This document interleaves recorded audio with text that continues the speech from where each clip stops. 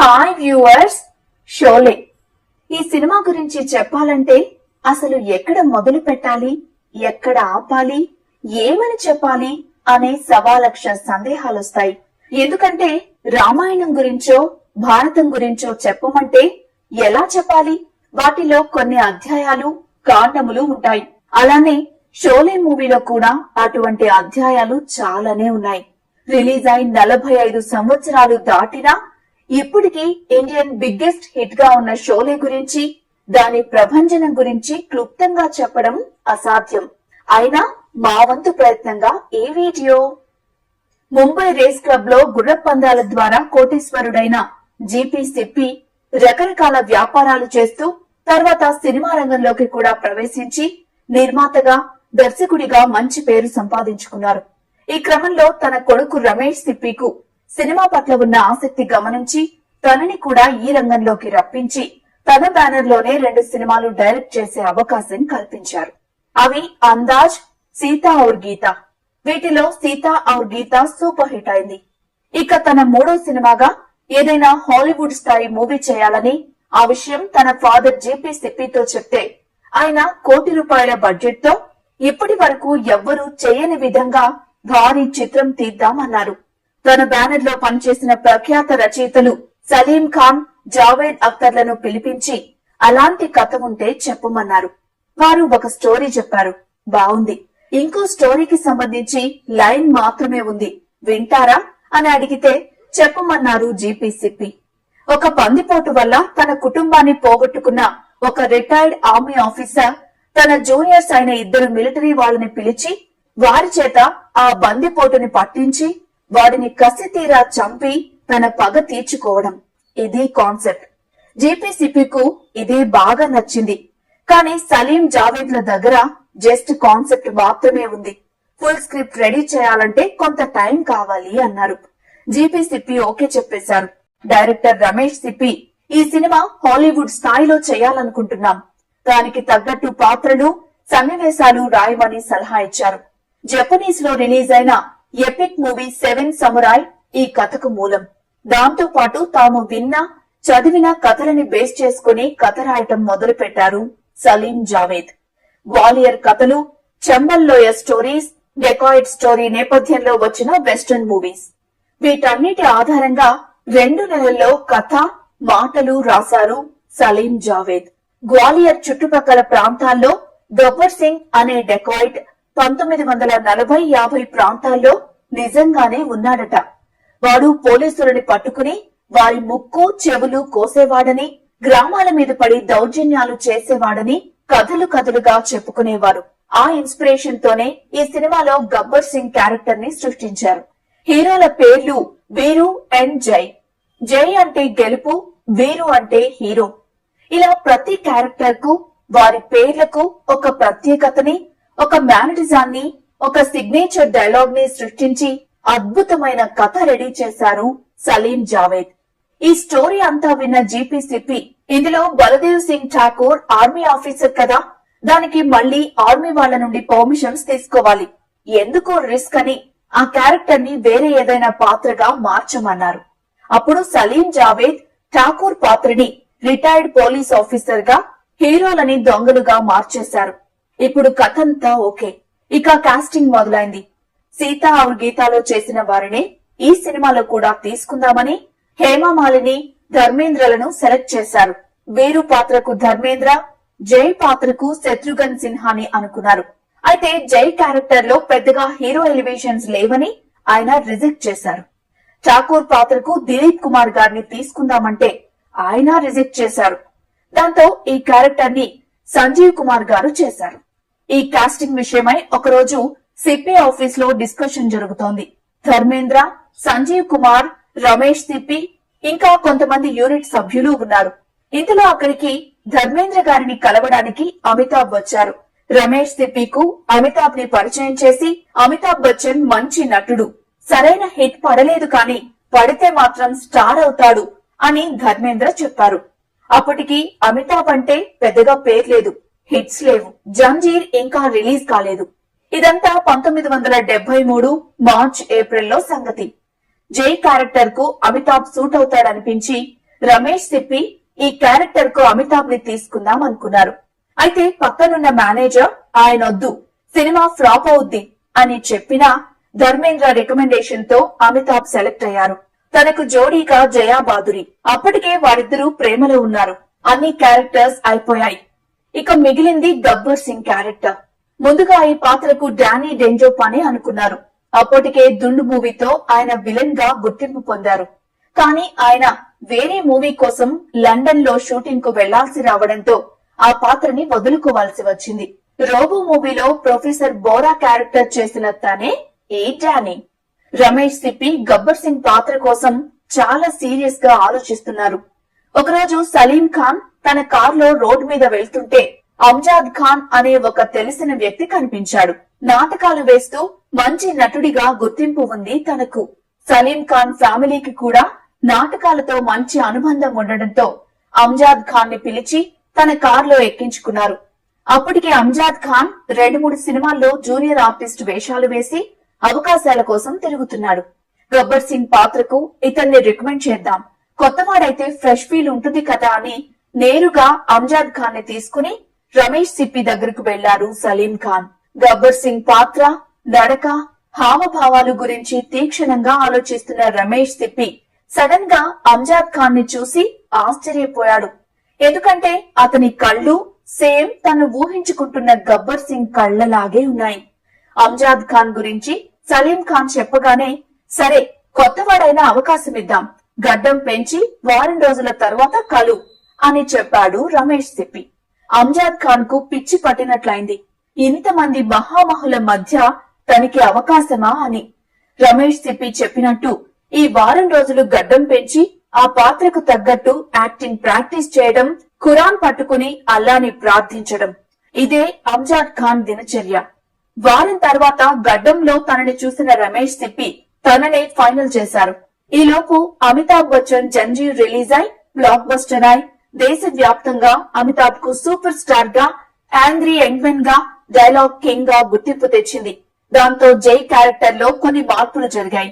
ఇందులో జై చనిపోవాలి, మరి ఆడియన్స్ యాక్సెప్ట్ చేస్తారా అని అంతా సందేహపడుతుంటే అమితాబ్ మాత్రం అదే చేద్దామన్నారు. అలా 1973 జూన్ లో షోలే మూవీ అనౌన్స్ అయింది.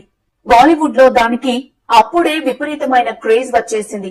అంతకు ముందు షోలే పేరుతో ఒక సినిమా ఉండడంతో దానికి SHOLAY షోలే టైటిల్ పెట్టారు. 1973 ఆగస్టు లో షూటింగ్ ప్రారంభించి 1974 సమ్మర్ కు రిలీజ్ చేయాలనే ప్లాన్.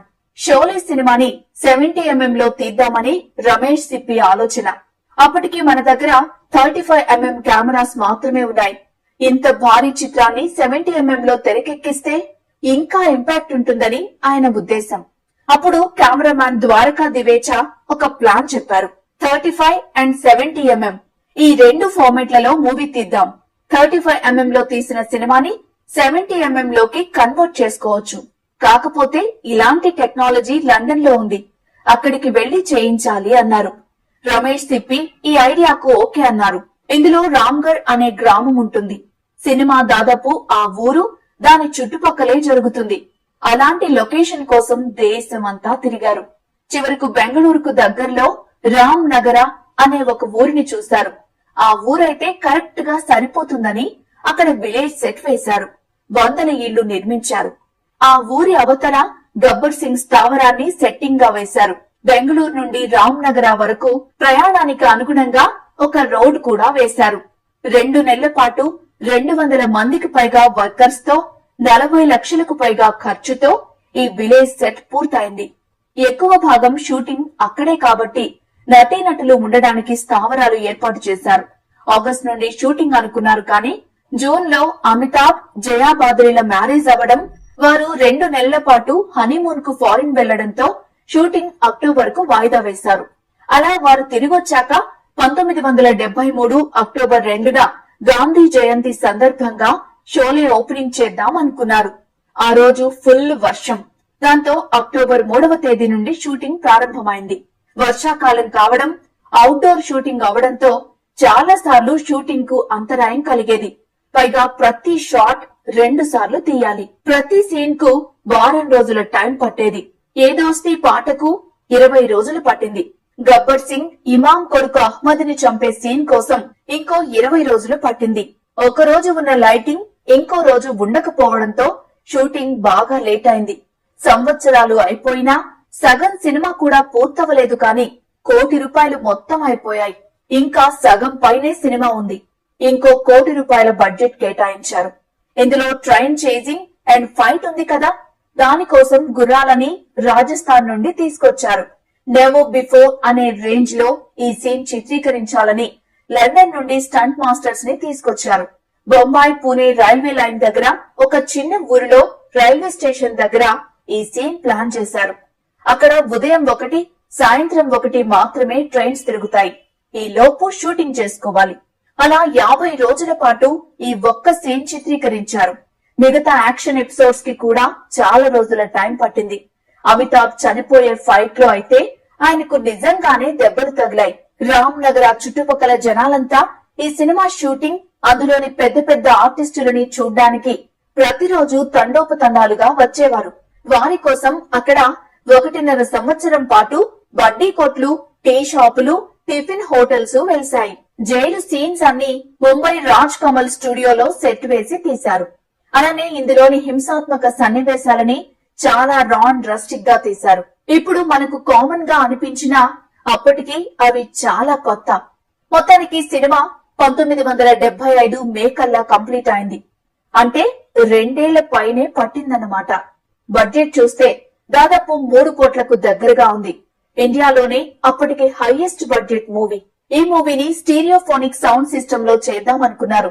దానివల్ల సౌండ్ ఎఫెక్ట్స్ కు చాలా ఇంపాక్ట్ వస్తుంది. అయితే ఆ టెక్నాలజీ కూడా లండన్ లోనే చేయించాలి. అలా పోస్ట్ ప్రొడక్షన్ వర్క్ అంతా లండన్ లో చేయించుకుని వచ్చారు. స్టీరియోఫోనిక్ సౌండ్ ట్రాక్ యూజ్ చేసిన first Indian film Sholay. Posters మీద the greatest star cast ever assembled, the greatest story ever told అనే ట్యాగ్ లైన్ పెట్టి పోస్టర్స్ రిలీజ్ చేశారు. ఫస్ట్ కాపీ రెడీ అయిపోయింది. సెన్సార్ దగ్గరకు వెళ్లారు. 1975 జూలై రిలీజ్. అయితే సెన్సార్ వాళ్ళు ఈ మూవీలో వైలెన్స్ తీవ్రంగా ఉందని అభ్యంతరం పెట్టారు. కొన్ని సీన్స్ కట్ చేయాలని చెప్పారు. దానికి రమేష్ సిప్పి ఒప్పుకున్నారు. అయితే క్లైమాక్స్ లో గబ్బర్ సింగ్ ని ఠాకూర్ చంపే సీన్ తీసేయాలని చెప్పడంతో జీపీ సిప్పి, రమేష్ సిప్పి అస్సలు ఒప్పుకోలేదు. ఒక రిటైర్డ్ పోలీస్ అధికారి చట్టాన్ని చేతుల్లోకి తీసుకోవడమేంటి అని సెన్సార్ వాదన. వీరిని ఒప్పించడానికి జీపీ సిప్పి తనకున్న పరిచయాల ద్వారా ప్రయత్నించారు. కానీ అప్పుడు దేశమంతా ఎమర్జెన్సీ అమల్లో ఉంది. ఎవరూ నోరెత్తడానికి వీల్లేదు. గవర్నమెంట్ అధికారులదే రాజ్యం. దాంతో వారు చెప్పినట్టే వినాల్సి వచ్చింది. క్లైమాక్స్ ని మళ్లీ రీషూట్ చేశారు. ఠాకూర్ గబ్బర్ సింగ్ ని చంపేలోపు పోలీసులొచ్చి గబ్బర్ సింగ్ ని అరెస్ట్ చేస్తారు. అది మాడిఫైడ్ సీన్. ఈ సీన్ కోసం ఎక్కడో ఆస్ట్రేలియాలో ఉన్న అంజాద్ ఖాన్ ని స్పెషల్ ఫ్లైట్ లో హుటాహుటిన తీసుకురావాల్సి వచ్చింది. మళ్లీ దాన్ని 70mm లోకి మార్చడానికి, స్టీరియోఫోనిక్ సౌండ్ యాడ్ చేయడానికి లండన్ వెళ్లి వచ్చారు సిప్పి ద్వయం. ఇలా లాస్ట్ మినిట్ టెన్షన్ తో సెన్సార్ పూర్తి చేసుకుని బయటకొచ్చింది షోలే. ఈ సినిమా రిలీజ్ అయ్యేలోపు అందులోని నటీనటుల వేరే సినిమాలు చాలానే రిలీజ్ అయ్యాయి. షోలే ఒరిజినల్ వర్షన్ నిడివి 3 గంటల 24 నిమిషాలు. సెన్సార్ కట్స్ వల్ల థియేటర్లలో రిలీజ్ అయిన వర్షన్ నిడివి 3 గంటల 18 నిమిషాలు. దీని ఒరిజినల్ వర్షన్ 1990లో బయటకొచ్చింది. ఆర్డి బర్మన్ సంగీతం అందించగా ఆనంద్ బక్షి రాసిన పాటలు కూడా రిలీజ్ కు ముందే హిట్ అయ్యాయి. అలా 1975 ఆగస్టు 15వ తేదీ రిలీజ్ అయింది షోలే. మొదటి 2 వారాలు ఫ్లాప్ టాక్, రివ్యూస్ ఘోరంగా ఉన్నాయి. తరువాత నుండి ప్రారంభమైంది ఇప్పటికి కూడా ఎవ్వరూ కనీ విని ఎరుగని ప్రభంజనం. ఈ సినిమా కలెక్షన్స్, రన్నింగ్, దాని ప్రభావం, టీఆర్పీ రేటింగ్, దాని తర్వాత సినిమాలోని నటీనటులకు వచ్చిన గుర్తింపు, వీటికి అంతం లేదు. ఇవన్నీ తెలుసుకుంటూ ఉంటే బుర్ర వేడెక్కిపోతుంది.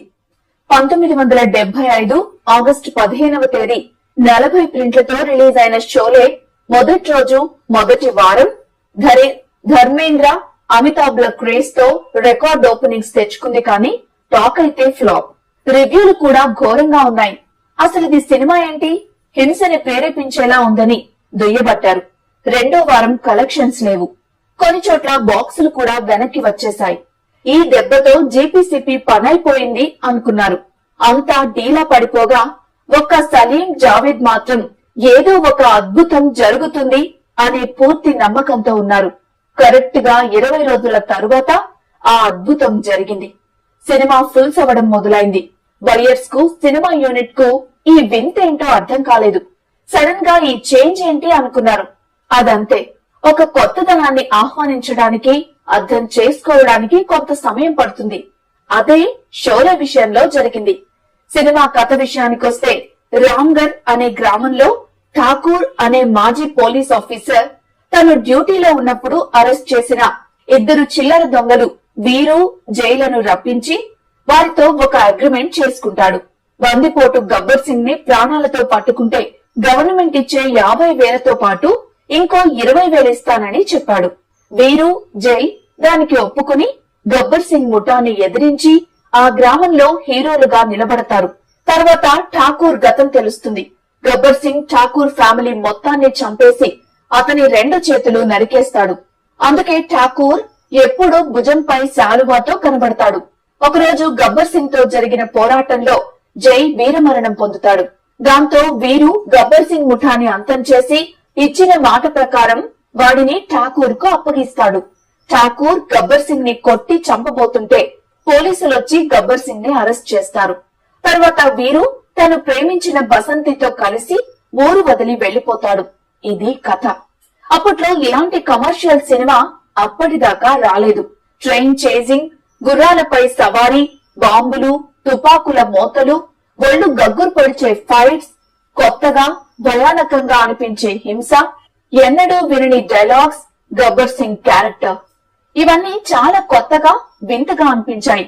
అదే కాక 4 ట్రాక్ స్టీరియోఫోనిక్ సౌండ్ సిస్టమ్ తో ఫస్ట్ టైం రిలీజ్ అయిన మూవీ కాబట్టి ఆ అనుభూతి కూడా చాలా థ్రిల్ గా ఫీల్ అయ్యారు.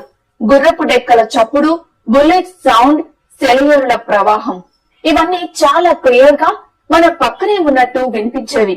అప్పటి ప్రేక్షకులకు చాలా మందికి ఒక సీన్ బాగా గుర్తుండే ఉంటుంది. అది అమితాబ్ కాయిన్ ఎగరేసే షాట్. ఈ సౌండ్ కు పక్కనే కాయిన్ పడినట్టు అనిపించి అప్పటి జనాలు చుట్టుపక్కల వెతికేవారట. ఇందులో అమితాబ్, ధర్మేంద్ర హీరోలు అయినప్పటికీ వారికంటే గబ్బర్ సింగ్ పాత్రకు జనాలంతా కనెక్ట్ అయిపోయారు. గబ్బర్ సింగ్ భయంకర విలన్, కానీ గబ్బర్ సింగ్ సినిమాలో పవన్ కళ్యాణ్ లా ఆ క్యారెక్టర్ కు ఫ్యాన్స్ అయిన వారు కోట్లలో ఉన్నారు. అతని ఎక్స్ప్రెషన్స్, డైలాగులు వినడానికే సినిమాకు రిపీటెడ్ గా ఆడియన్స్ వెళ్లేవారు. అలానే మూవీలో క్యారెక్టర్స్ అన్ని గమనించండి, చాలా బ్యాలెన్సింగ్ గా ఉంటాయి. వీరు, జై, బసంతి, రాధ, గబ్బర్ సింగ్, సాంబా, ఇలా అన్ని క్యారెక్టర్స్ బ్యాలెన్స్డ్ గా ఉంటాయి. అలానే అన్ని ఎలిమెంట్స్ కరెక్ట్ గా కుదిరిన సినిమా ఇది. Love, friendship, sentiment, comedy, romance, action అన్ని సమపాళ్లలో ఉంటాయి. ప్రతి క్యారెక్టర్ ని ఆడియన్స్ ఓన్ చేసుకున్నారు, వారితో ట్రావెల్ అయ్యారు. ఎగ్జాంపుల్, అమితాబ్ చనిపోయే సీన్ లో జనాలంతా ఏడ్చేవారు. అందుకే జనాలు సినిమాని బీభత్సంగా ఆదరించారు. సినిమా హాల్లో కూర్చుని రాబోయే డైలాగ్స్ చెప్తూ ఉండేవారు. అంటే చూసిన వాళ్ళు మళ్లీ మళ్లీ చూస్తున్నారన్నమాట. అప్పట్లో ఒక డైలాగ్ బాగా ఫేమస్. షోలే సినిమా చూసావా అని అడిగేవారు కాదు, ఎన్నిసార్లు చూసావని అడిగేవారు. షోలే సినిమా టికెట్స్ కు మామూలు డిమాండ్ ఉండేది కాదు. ఏ థియేటర్ కెళ్లినా హౌస్ ఫుల్స్. 40 ప్రింట్ల నుండి 200 ప్రింట్లకు చేరినా ఆ జన ప్రవాహం తగ్గడం లేదు. దాంతో మార్కెట్ లో కొత్త స్ట్రాటజీస్ మొదలయ్యాయి. మా షాప్ లో షాపింగ్ చేస్తే లక్కీ డ్రా ద్వారా విన్ అయిన వారికి షోలే టికెట్ ఫ్రీ అని ఒకరంటే, మా బస్సులో ప్రయాణిస్తే షోలే టికెట్ తెచ్చిస్తాం అని ఇంకొకరు అనౌన్స్ చేసేవారు. పల్లెటూర్ల నుండి షోలే ఆడుతున్న థియేటర్స్ వద్దకు తీసుకెళ్లడానికి జట్కాలు, బస్సులు ప్రత్యేకంగా నడిపేవారు. బ్లాక్ లో టికెట్స్ అమ్మే వారికి షోలే స్వర్గధామంలా తోచింది. కేవలం ఈ బ్లాక్ మార్కెట్ లో డబ్బు సంపాదించిన వారు ముంబైలో ఇల్లు కూడా కొన్నారంటే ఇక ఏం చెప్పాలండి. చిన్నపిల్లలకు పావలా, ₹1 ఆశ చూపి షోలే టికెట్స్ తెప్పించుకునేవారు. అప్పుడు ₹4 బాల్కనీ టికెట్ అయితే ₹5 ఇస్తే షోలే టికెట్ తెచ్చిస్తామంటూ కొంతమంది ముఠాగా ఏర్పడి వేలల్లో డబ్బు సంపాదించారు. షోలే అనే పేరుతో బట్టలు, వాచెస్, కిరాణా షాపులు, హోటళ్లు, ఇలా రకరకాలుగా భారీ వ్యాపార సామ్రాజ్యం విస్తరించింది. ఎక్కడ చూసినా షోలే షోలే. ఈ సినిమా కథ గురించి కథలుగా చెప్పుకునేవారు. అలా దేశమంతా షోలే రిలీజ్ అయిపోయి అన్ని చోట్ల ప్రభంజనం సృష్టించింది. ఒక రామాయణం, ఒక భారతంలో పాత్రలాగా షోలే మూవీలోని పాత్రల గురించి జనాలంతా చెప్పుకునేవారు. అప్పటి జనాభాలో అత్యధిక శాతం ఈ సినిమా చూశారు. అసలు దీని గురించి తెలియని మనిషే ఉండరు. ఇప్పటికీ కొన్ని బీసీ సెంటర్స్ లో షోలే రిలీజ్ అవుతూనే ఉంది. అలానే ఈ సినిమాకు జనాలు ఎంతలా కనెక్ట్ అయ్యారంటే అప్పుడు తీసుకున్న టికెట్స్ ఇప్పటికీ తమ దగ్గర పదిలంగా దాచుకున్న లక్షల మంది ఈ దేశంలో ఉన్నారు. మా ఊర్లో షోలే ఎప్పుడు రిలీజ్ అవుతుందా అని దేశంలో అన్ని ప్రాంతాల వారు ఎదురు చూసిన మూవీ ఇది. అలా సినిమా ఆడుతూనే ఉంది. 100 రోజులు, 200 రోజులు, సంవత్సరాల తరబడి సినిమాని జనాలు చూస్తూనే ఉన్నారు. ఇంటర్నేషనల్ మీడియా సైతం ఇదేం ప్రభంజనం సామి అంటూ విస్తుపోయింది. 2000 లో 100 సంవత్సరాల భారతదేశం అనే బుక్ రిలీజ్ అయింది. 1900 నుండి 2000 వరకు ఇండియాలో జరిగిన 100 విశేషాలు అందులో ఉన్నాయి. వాటిలో షోలే ఒకటి. ఇక ఏ సినిమా ఆ బుక్ లో చోటు సంపాదించలేదు. ఈ సినిమాని బేస్ చేసుకుని తర్వాత ఎన్నో సినిమాలు రూపొందాయి. అందులోని పాత్రలు మరెన్నో సినిమాల్లో వాడారు. ఇలా చెప్పుకుంటూ పోతే షోలే విశేషాలు ఎంతకు తెగవు. కనీసం 2 గంటల వీడియో చేయాల్సి వస్తుంది. ఇక షోలే సినిమా ఆడియో కూడా పెద్ద హిట్ అయింది. అప్పట్లో 10 లక్షల ఆడియో క్యాసెట్స్ అమ్ముడుపోయి చరిత్ర సృష్టించింది. ముఖ్యంగా మెహబూబా సాంగ్ బాగా ఫేమస్. అందులో హెలెన్ డాన్స్ ఇంకెవరూ చేయలేరేమో. విచిత్రం ఏంటంటే పాటల కంటే డైలాగ్స్ 100 రెట్లు ఫేమస్ అయ్యాయి. ప్రతి మనిషి నోట్లో నానిపోయిన షోలే డైలాగ్స్ ని ఆడియో క్యాసెట్ రూపంలో తీసుకొస్తే 1 కోటి క్యాసెట్స్ అమ్ముడుపోయాయి. ఇక దాని గురించి చెప్పడానికి మాటలు లేవంతే. డైలాగ్స్ అన్ని జనాలకు కంఠస్థమైపోయాయి. చివరకు షోలే ప్రింట్లు వేయలేక థియేటర్స్ వారు డబ్బులు లెక్క పెట్టుకోలేక చేతులెత్తేయాల్సిన పరిస్థితి వచ్చింది. 1996 జనవరి 26వ తేదీ ఫస్ట్ టైం షోలే మూవీని దూరదర్శన్ లో ప్రదర్శించారు. ఆ రోజు సాయంత్రం దేశంలోని రోడ్లన్నీ ఖాళీ, షాపులన్నీ బంద్. దేశం మొత్తం టీవీలకు అతుక్కుపోయారు. టీఆర్పీ 67% వచ్చింది. రామాయణం, భారతం సీరియళ్ల తర్వాత ఇదే హైయెస్ట్ టీఆర్పీ. ఇక ఏ సినిమా కూడా కనీసం 30% టీఆర్పీ కూడా దాటలేదు. బీబీసీ వారు ఈ సినిమాని ఫిల్మ్ ఆఫ్ ది మిలీనియం గా వర్ణించారు. ఇలా international, national TV and magazines లో Sholay all time greatest film గా సెలెక్ట్ అయింది. షోలే సినిమాలో నటించిన వారికి ఎనలేని గుర్తింపు వచ్చేసింది.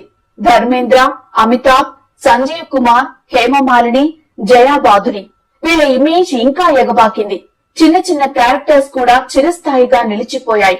జైలర్, సాంబా, ఇమాం, హరిరామ్, ఇన్స్పెక్టర్ ఖురానా ఇలా అన్ని పాత్రలకు ఎనలేని గుర్తింపు.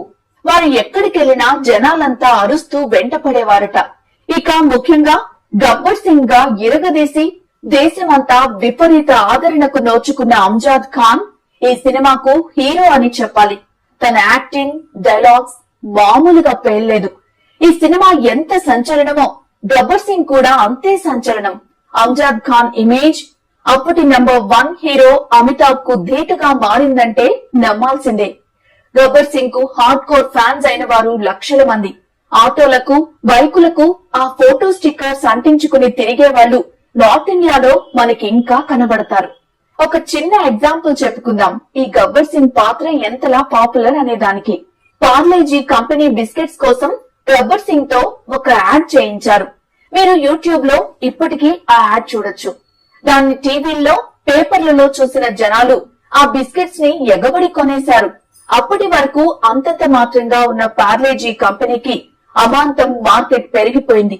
చిన్నపిల్లలకు గబ్బర్ సింగ్ బిస్కెట్స్ అంటే అప్పట్లో అదో క్రేజ్.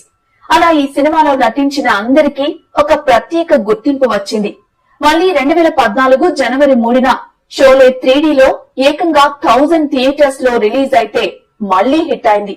ఇక షోలే బాక్సాఫీస్ విషయానికొస్తే సినిమా గురించి చెప్పమంటే ఎలాగోలా చెప్పేశాం, కానీ దాని కలెక్షన్స్, రికార్డ్స్, రన్నింగ్ వివరాలు చెప్పాలంటే మాత్రం అది దుస్సాహసం అవుతుంది. ఎందుకంటే దానికి అంతం లేదు. అసలు ప్రొడ్యూసర్ కే షోలే ఎంత కలెక్ట్ చేసిందో తెలియదు. 40 ప్రింట్లతో ముంబై, గుజరాత్ లలో రిలీజ్ అయిన షోలే మొదటి రోజు, మొదటి వారం అమితాబ్ స్టార్డమ్, ధర్మేంద్ర ఇమేజ్ తో రికార్డు సృష్టించింది. తర్వాత అది 100 ప్రింట్లకు చేరుకుంది. అక్టోబర్ 3, 1975లో ఢిల్లీ, ఉత్తరప్రదేశ్, నైజాంలలో రిలీజ్ అయింది. అదే సంవత్సరం నవంబర్ 7న ఆంధ్ర, తమిళ్, మలయాళంలో రిలీజ్ అవగా 14వ తేదీ కర్ణాటకలో రిలీజ్ అయింది. ఇలా 3 నెలల గ్యాప్ లో దేశం మొత్తం విడుదలైంది షోలే. లేట్ రిలీజ్లతో 170 కేంద్రాల్లో 50 రోజులు, 130 కేంద్రాల్లో 100 రోజులు ప్రదర్శించబడి కొన్ని దశాబ్దాల పాటు రికార్డుగా ఉండిపోయింది. అలానే 100 కేంద్రాల్లో 175 రోజులాడి ఇప్పటికీ ఎప్పటికీ చెదిరిపోనే రికార్డు సృష్టించింది. 60 కేంద్రాల్లో సంవత్సరం పాటు ప్రదర్శించబడ్డం కలలో కూడా ఊహించలేని రికార్డు. అంటే దాదాపు ప్రతి రాష్ట్రంలో 365 రోజులు ప్రదర్శించబడి అన్ని భాషల్లో, అన్ని స్టేట్స్ లో బిగ్గెస్ట్ గ్రాసర్ గా నిలవడం ఒక వింతైన రికార్డ్ గా చెప్పాలి. అసలు ఎన్ని రోజులు ఆడినా జనాలు వస్తూనే ఉండటంతో నిర్మాతకే విసుగు పుట్టి ప్రింట్స్ ని వెనక్కి తెచ్చుకునేవారు. ముంబై మినర్వా థియేటర్ లో 286 వారాల పాటు, అంటే 5 సంవత్సరాలకు పైబడి ఏకధాటిగా ఆడి మతి పోగొట్టింది. 1995లో దిల్వాలే దుల్హనియా లే జాయేంగే ఈ రికార్డ్ ని బద్దలు కొట్టింది. ఇలా సంవత్సరాల పాటు ఆడుతూనే ఉంది. మిగతా భాషల్లో కూడా ఇదే ప్రభంజనం. విచిత్రం ఏంటంటే షోలే ఎక్కడా డబ్బింగ్ కాలేదు, హిందీలోనే రిలీజ్ అయింది. సౌత్ జనాలకు హిందీ రాకపోయినా సినిమాని ఆ రేంజ్ లో చూశారంటే షోలే గొప్పతనం గూర్చి మాటలు అనవసరం. 10 లక్షల గ్రాస్ ఒక్క థియేటర్ లో వసూలు చేయటం ఒక గొప్పగా చెప్పుకునే ఆ రోజుల్లో ముంబై మినర్వాలో ఏకంగా 55 లక్షలు వసూలు చేయటం అందర్నీ నివ్వెరపరిచింది. 5 లక్షలకు పైగా గ్రాస్ కలెక్ట్ చేసిన థియేటర్లు 200కు పైగా ఉండటం ఇంకో సెన్సేషన్. తమిళ్, మలయాళం, కన్నడలో కూడా అప్పటికి అదే హైయెస్ట్ గ్రాసర్ కాగా మన తెలుగులో అఫీషియల్ గా ఇండస్ట్రీ హిట్ కాదు కానీ లేట్ రిలీజ్లు కలిపితే షోలే బిగ్గెస్ట్ గ్రాసర్ అవుతుంది. షోలే ఫస్ట్ రిలీజ్ లో అఫీషియల్ గా 15 కోట్ల గ్రాస్ కలెక్ట్ చేసింది. అయితే నిర్మాత అసలు లెక్కలు చెప్పలేదని టోటల్ గా 35 కోట్ల గ్రాస్ కలెక్ట్ చేసిందని ఒక టాక్ ఉంది. దాన్ని 1994లో హమ్ ఆప్కే హైన్కోర్ మూవీ బ్రేక్ చేసింది. అంటే 19 సంవత్సరాల పాటు షోలేని ఇక ఏ మూవీ టచ్ చేయలేకపోయింది. అలానే అప్పటికి 15 కోట్ల మంది ఈ మూవీని థియేటర్స్ లో చూసినట్టు ఒక అంచనా. ఇది ఇప్పటికీ రికార్డే. బాల్కనీ రేట్ 2.5 నుండి 4 రూపాయలు ఉన్న ఆ రోజుల్లో ఇంత కలెక్షన్స్ అంటే ఇప్పటి బాహుబలి 2, దంగల్ మూవీస్ కూడా దీని ముందు దిగదుడిపే. ఇక ఇంత పెద్ద హిట్ ని ఇండియన్ సినిమా చూడలేదు, చూడబోదు కూడా. అలానే 1982, 87, 92, 95, 2013లలో ఇలా 6 సార్లు రీ రిలీజ్ అయి మొత్తం 96 కోట్లు కలెక్ట్ చేసి 26 కోట్ల మంది చూసిన సినిమాగా అన్బిలీవబుల్ ఫీట్ సాధించింది షోలే. నిర్మాత జీపీసీపీకు ఎప్పుడు డబ్బులు అవసరమున్నా అప్పుడు షోలే మూవీని రిలీజ్ చేసుకుని మనీ సంపాదించేవాడట. ఇక మన తెలుగు విషయానికొస్తే మొదటి 21 కేంద్రాల్లో రిలీజ్ అయిన షోలేని మన ఆడియన్స్ ఎగబడి చూశారు. హైదరాబాద్ వారికి హిందీ వచ్చు కాబట్టి ఓకే, మరి మిగతా వారు ఎందుకు చూస్తున్నారు అంటే అదే షోలే మ్యాజిక్. హైదరాబాద్ రామకృష్ణ థియేటర్ లో 532 రోజుల పాటు ఏకధాటిగా ప్రదర్శించబడి ఇంకా రికార్డుగా ఉండిపోయింది. విజయవాడ నవరంగ్ లో 175 రోజులు, గుంటూరు లీలామహల్ 175 రోజులు, వైజాగ్ లీలామహల్లో 196 రోజులు ప్రదర్శించబడింది. మొత్తం 19 కేంద్రాల్లో 100 రోజులు, 5 కేంద్రాల్లో 175 రోజులు ప్రదర్శించబడింది షోలే.